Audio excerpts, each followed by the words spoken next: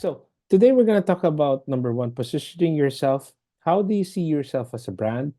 Second is we position yourself like an elevator pitch. Why is it important? Because employers doesn't have too much time and doesn't have time at all to listen to you.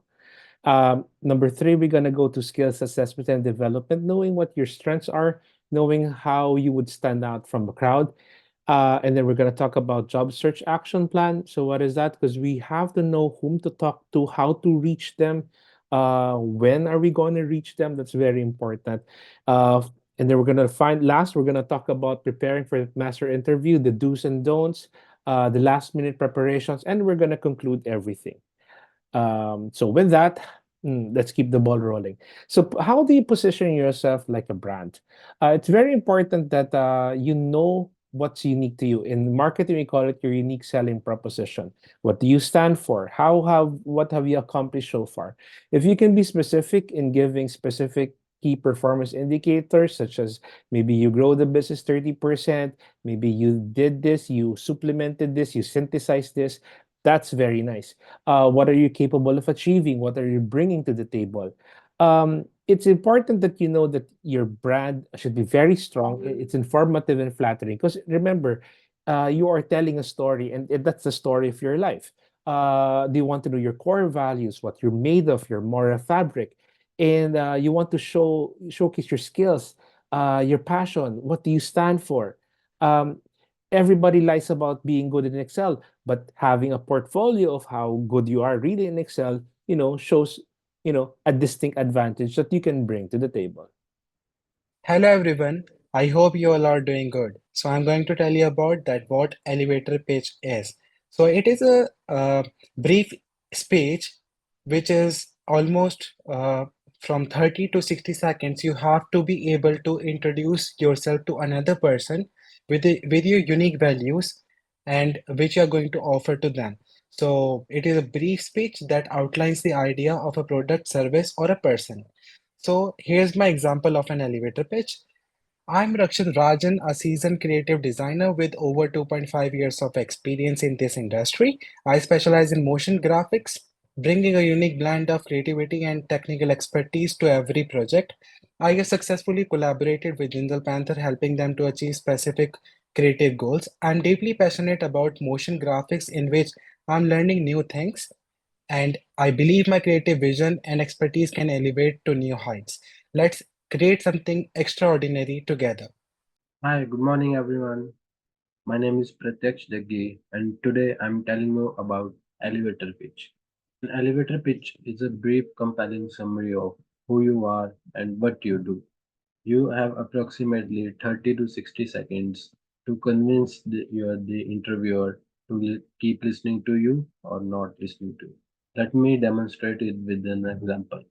My name is Pratyaksh Pal Singh Jaggi, and I am graduated in Bachelor's of Multimedia from APJ College of Fine Arts. And I am working as an graphic designer and video editor from past 5 years with the different institutes. My goal in life is to enhance my skills and be at the top level in the industry. From this course, I learned various things, and one of them is SMART goals. Your goals should always be smart, whether it is related to company's objectives or for job hunting. SMART stands for specific, measurable, actionable, relevant, and time bound. It means it should be specific role or a specific industry with an aim of a certain numbers, which should be ambitious and realistic. Also, it should relevant to your skills or interest, and of course, with a deadline to achieve your goals. So, a skills inventory is basically you listing out your current skills, such as social media management or content creation, and then you can compare these with job descriptions that you want to apply to for marketing roles. So, if you see any gaps, you can use the SMART goals that you have already identified to fill those in. So, for example, if your employer seeks you to have Google Analytics experience or skills, you can complete an online course which you can highlight in your portfolio, and this will help you stand out to employers even more.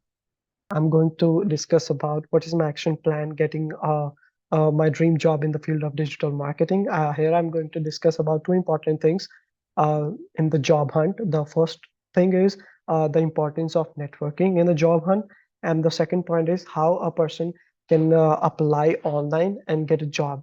Networking is the most important thing I can say in today's world, because there are like a lot of students applying for the same job that you want. So you need to stand out of the in the crowd. So for that, you can go attend like career events, industry events, and get exposed to the potential employers and showcase your passion and skills that you have. And in terms of applying on a job online, there are like many professional websites out there. You can apply through them, for example, LinkedIn and Indeed. But what is the key in it? You have to have a really good and impactful professional profile on the internet. And apart from that, resume also play a really good role getting a job. And considering these points, there are very high chances that you will get your dream job. So I'm going to talk about a career development. So continuous improvement of skills is very important in one's professional journey. I believe that new skills are essential for adapting to the ever-changing job market and technology. So we should grab every opportunity to learn new skills and gain certificates relevant to the jobs that we want. So today I'm going to share my own personal experience. Um, I applied for a job 3 years ago, and as a senior assistant in an insurance company, it required good public speaking skills. So I pursued a public speaking and personality development certification in within 15 days, and again applied for that job, and then I was able to grab that job. So by constantly updating my skills, learning new ones, and obtaining certificates, I ensure my professional growth and success. Thank you. Preparing for the master interviews. Here are a few do's and don'ts. When going for an interview, it's always a good idea to wear formals and also carry a blazer. Make sure the outfit is free of wrinkles and stains. Make sure your hair and nails are well groomed and your shoes are polished. When it comes to online interview, it is always a good idea to be before time and check your mic, your video background, and make sure there is no noise.